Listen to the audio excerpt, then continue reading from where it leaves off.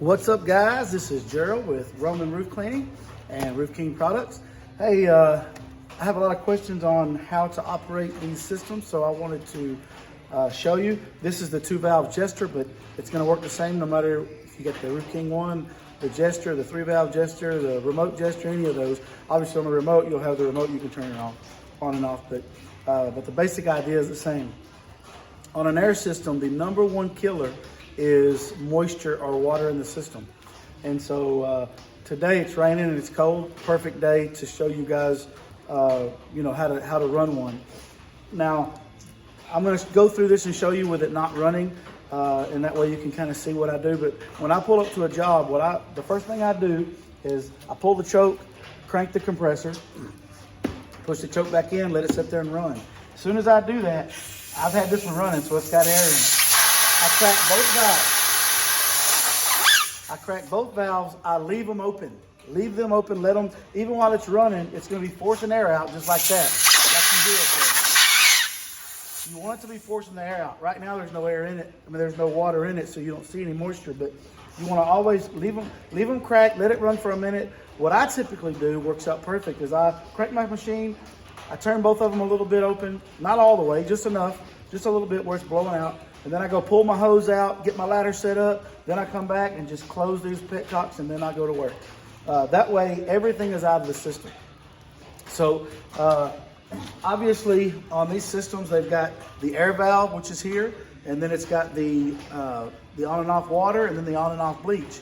So on the bleach, it's metered. Some of these are metered, some of them not on the water, but you can turn the water typically is left all the way on for everything, unless you got something really dirty, like a really dirty tile roof. You might crack it just a hair, but for the most part, if you're going to do a roof, I usually do roofs 50-50, which means both valves are all the way open, so it's getting full strength of both. But by the time they mix, that means they're mixing 50-50. So if you have 12% bleach and then you mix it 50-50, because there's water just going in at the same time, that means you have a 6% mix. So that gives you an idea. But they're pretty simple to operate. I've just got a makeshift hose here just to spray, as you can see coming off here. But yours will go to the hose reel.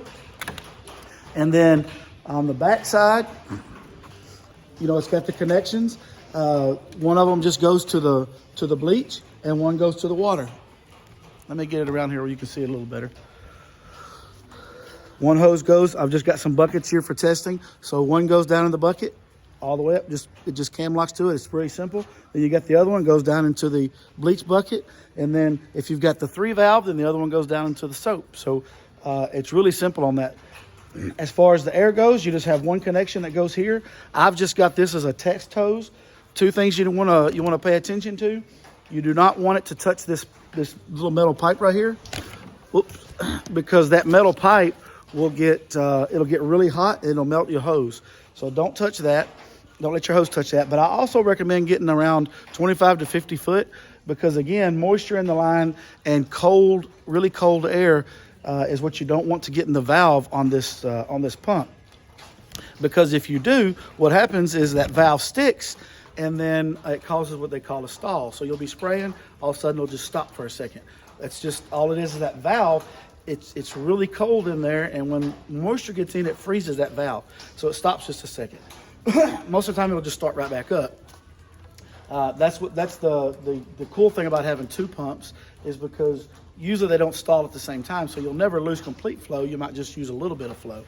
But if you drain those tanks every time, keep the moisture out of the system, and don't do it the night before. A lot of guys are telling me they're doing it the night before. Well, overnight from cold and hot, it creates condensation in there. So you need to do this before each job, just like I've done it. That way it's completely dry air that's going into your air pump, and that way you'll never have an issue. Now, there's some guys that don't drain their tanks and run them for 6 months, never have an issue. Then they call me, and I tell them to drain it, and they're full of water.